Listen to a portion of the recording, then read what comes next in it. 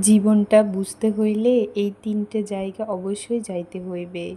১ number জেলখানা, ২ number কবরস্থান, ৩ number হাসপাতাল। হাসপাতালে গেলে তুমি বুঝবা স্বাস্থ্যের চেয়ে সুন্দর কিছুই নেই। জেলখানায় তুমি গেলে বুঝবা স্বাধীনতা সবচেয়ে মূল্যবান জিনিস। আর কবরস্থানে গেলে তুমি বুঝবা জীবন আসলেই কিছুই না।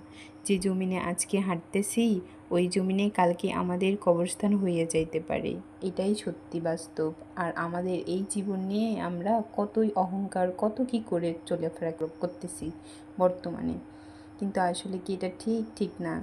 পরকালের কথা চিন্তা করলেই কেউ এমনটা করতে পারতো না। কে কার ক্ষতি করে বড় হবে সেই চিন্তা ভাবনা মানুষের মনের ভিতর। কিন্তু আসলে কি এটা ঠিক না। আসলে মানুষ পরকালের চিন্তা করেই না। পরকালের চিন্তা করলে এরকমটা কখনোই করতে পারতো না। মানুষের ওপর হিংসা করে কখনোই বড় হওয়া যায় না, এটাই সত্যি বাস্তব।